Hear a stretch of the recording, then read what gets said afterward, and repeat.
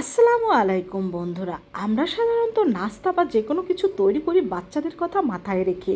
তো আজকে বাচ্চাদের আবদার ছিল ডোনাট খাবে, তাও চকলেট ডোনাট। তা খুব সহজে আজকে চকলেট ডোনাটটা আমি তৈরি করে নিয়েছি, আর ডিম ছাড়া খুব সহজে ডোনাটটা তৈরি করে নেওয়া যাবে। আর এই ডোনাটটা কিন্তু অনেক সফট, নরম ও তুলতুলে হয়ে থাকে। তো পারফেক্ট ডোনাট তৈরি করতে চাইলে সম্পূর্ণ ভিডিওটির সাথেই থাকুন। তো প্রথমে এখানে আমি 1 কাপ 2 টেবিল চামচ পরিমাণ ময়দা নিয়ে নিচ্ছি।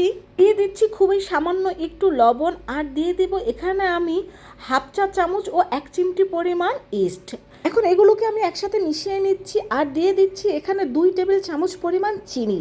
ডোনাটটা একটু মিষ্টি খেতে ভালো লাগে, তাই একটু চিনি বেশি দিয়ে দিচ্ছি। আপনারা আপনাদের টেস্ট অনুযায়ী বাড়িয়ে কমিয়ে চিনিটা ব্যবহার করতে পারেন। আর এখন এখানে আমি 1 কাপ পরিমাণ লিকুইড কুসুম গরম দুধ নিয়ে নিয়েছি। এই দুধটা আমি অল্প অল্প করে দিয়ে এর সাথে মিশিয়ে নেব।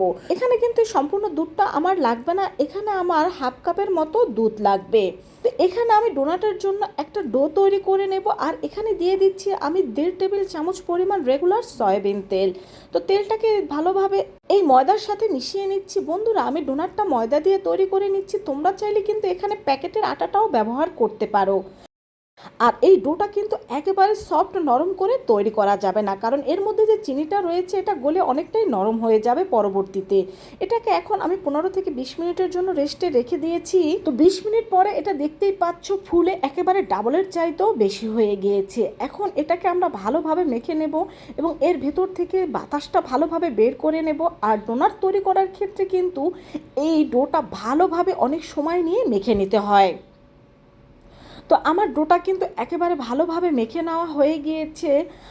এখন এর থেকে আমি অল্প অল্প করে ছোট ছোট করে লেচি কেটে নেব, আর এখানে আমি 2 হাত দিয়ে এটাকে গোল রাউন্ড শেপ করে নেব। তারপরে হাত দিয়ে এটাকে একটু চ্যাপ্টা করে দেব।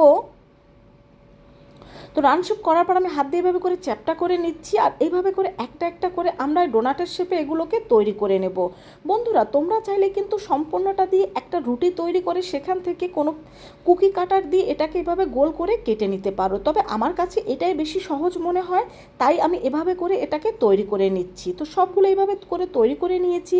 এখন 10 মিনিটের জন্য এটাকে এইভাবে করে একটা কাপড় দিয়ে ঢেকে রেখে দেবো।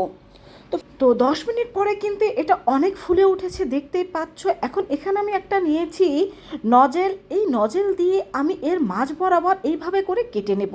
বাস এইভাবে করে কেটে নিলেই কিন্তু আমাদের এই ডোনাটগুলো একেবারে তৈরি হয়ে যাবে।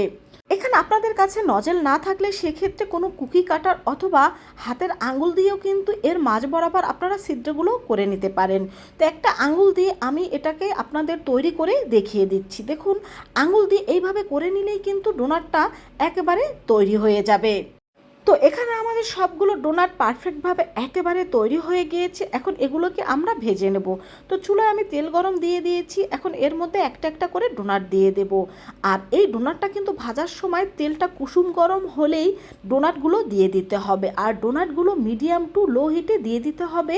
এতে এই ডোনাটগুলো যেরকম পারফেক্টভাবে ফুলে উঠবে এবং এই ডোনাটগুলো পারফেক্ট হবে। আর এই ডোনাটগুলো কিন্তু দেখেই বুঝতে পারছেন ফুলে কতটা বড় হয়ে গিয়েছে, আর এটা কিন্তু অনেক সফট ও নরম তুলতুলে হয়ে থাকে।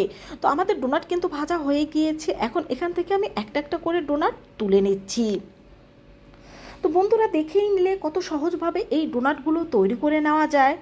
তো আমার সবগুলো ডোনাট এখানে ভেজে নেওয়া হয়ে গিয়েছে, আর 1 কাপ ময়দায় আমার এখানে মোট 6টা ডোনাট হয়ে গিয়েছে। এখন এখানে আমি কিছু চকলেট নিয়ে নিচ্ছি। এখন এই চকলেটগুলো আমি মেল্ট করে নেব। তো চুলে একটি প্যান বসিয়ে পানি দিয়ে তার মধ্যে একটা স্ট্যান্ড দিয়ে দিয়েছি। এখন স্ট্যান্ডের উপরে চকলেটের বাটিটা দিয়ে দিচ্ছি এবং এই চকলেটগুলো আমি ভালোভাবে মেল্ট করে নিচ্ছি। তো বন্ধুরা, তোমরা দেখতেই পাচ্ছ কিভাবে করে এই চকলেটটা মেল্ট করে নিতে হবে। তো আমাদের চকলেটটা কিন্তু একেবারে মেল্ট করা হয়ে গিয়েছে। এখন এটাকে নামিয়ে নেব, আর নামিয়ে এটাকে আমি ঠান্ডা করে নেব। তবে কিন্তু এটাকে কোনোভাবে ফ্রিজে রাখা যাবে না, ফ্রিজে রাখলে কিন্তু চকলেটটা একেবারে শক্ত হয়ে যাবে।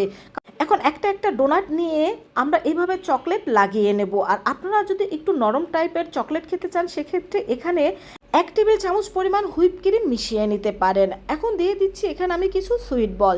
তবে আমার যে ডোনাটের গায়ে যে চকলেটটা লাগিয়ে নিয়েছি এই চকলেটটা কিন্তু কিছুক্ষণ পরেই শক্ত হয়ে যাবে।